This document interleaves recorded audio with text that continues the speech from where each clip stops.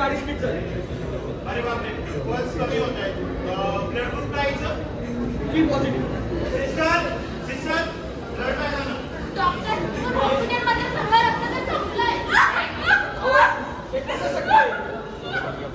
ऐक ना, तू रडू नकोस. बघतो काय ते.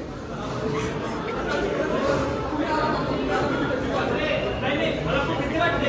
मला काय झालं? माझा त्या सुईवर भरोसा नाही.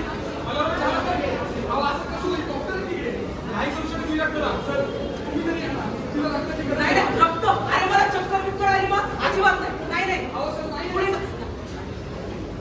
तुम्ही आलात तर ती जीव वाचेल आणि तिकडे डॉक्टर आहे. तिला काही होणार नाही याची भीती. तुम्ही तर चला. कोणाला पण तसं जायचं नाही बाबा.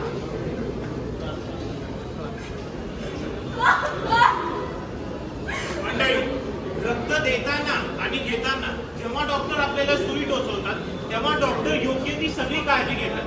त्यामुळे सुईमुळे होणाऱ्या आजारांची शक्यता अगदी कमी असते.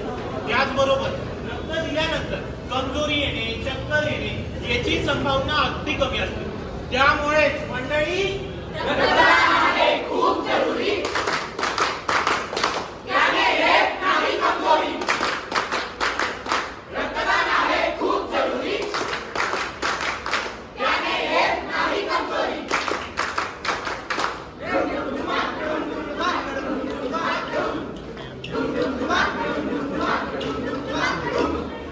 नमस्कार मंडळी, आज आपण जमलो आहोत खासदार साहेबांच्या वाढदिवसानिमित्त.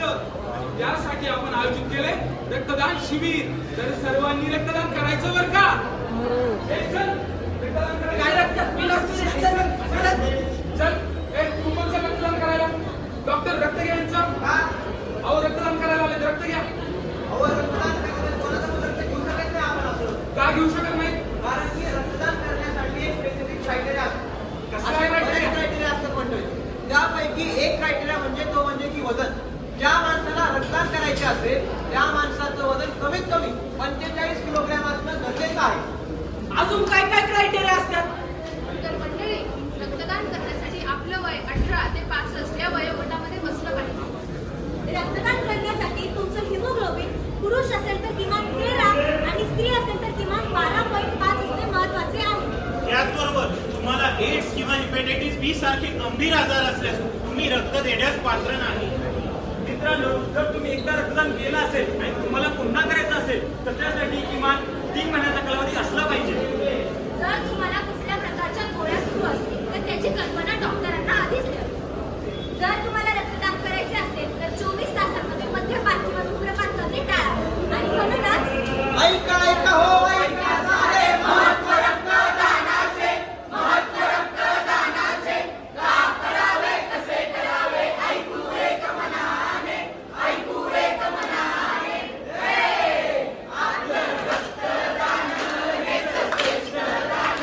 आपलं रक्तदान हेच श्रेष्ठ दान. जी वीर जी वीर जी वीर जी. होय, मी तयार आहे रक्तदान करण्यासाठी. पण मला याचा फायदा काय? मित्रांनो, रक्तदानाचे अनेक फायदे असतात. त्यापैकी एक फायदा म्हणजे बीपी सारख्या आजाराचा संभाव्य धोका कमी होतो. तुमच्यापैकी बऱ्याच लोकांना असं वाटतं की रक्तदान केल्यानं आपल्या बॉडीतून रक्त समुद्रात कमी होतं. तर तसं नाहीये मित्रांनो. आरबीसी म्हणजे नवीन रक्तपेशी वाढ होण्यास मदत होते आणि त्याच्यामुळे रक्तपुरवठा चालूच राहतो. रक्तदान केल्यानंतर आपल्या रक्तावरती विविध प्रकारच्या चाचण्या करण्यात येतात. त्यामुळे जर तुम्हाला HIV, हेपॅटायटिस असे आजार असतील तर त्याचे निदान लवकर होण्यास मदत होते. मागच्या वर्षी भारत सरकारने रक्तदान अमृत महोत्सव साजरा केला. त्याच्या अंतर्गत ई-रक्तकोश हे पोर्टल सुरू करण्यात आलं आहे. या पोर्टल अंतर्गत रक्ताची मागणी व रक्ताचा पुरवठा याचे योग्य ते नियोजन केले जाते. तसेच रक्तदान शिबिराबाबत योग्य ती माहिती दिली जाते.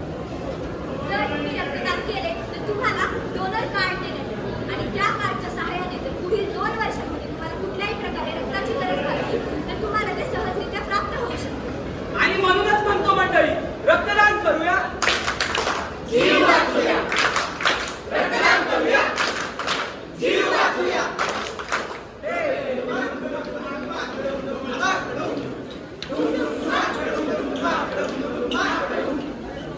मंडळी, महाराष्ट्राच्या कित्येक रुग्णालयांमध्ये रुग्णांना रक्ताची कमी भासत आहे.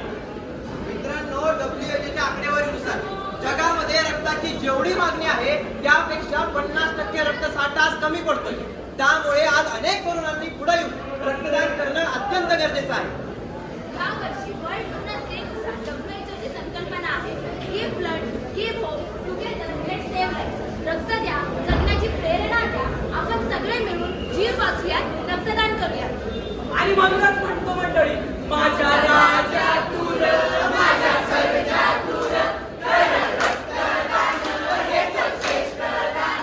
कर रक्तदान, हेच श्रेष्ठ दान. हे जी जी र जी जी र जी जी र जी. चला तर आज आपण सर्वजण मिळून शपथ घेऊया. मी आज जागतिक रक्तदान दिन जागतिक रक्तदान दिन 2025 त्या दिवशी प्रतिज्ञा करतो की मी नियमितपणे रक्तदान करीन. भारतातील रक्ताच्या गरजेला ओळखून मी माझ्या कुटुंबीय मित्रमंडळी नातेवाईक सहकारी व सर्वसामान्यांना नियमित स्वैच्छिक व विनामूल्य रक्तदानाबद्दल प्रेरित करीन. त्याचसोबत कोणालाही रक्ताची गरज भासल्यास मी कोणताही लोभ न ठेवता मी कोणताही भेदभाव न करता रक्तदान करीन. मी सातत्याने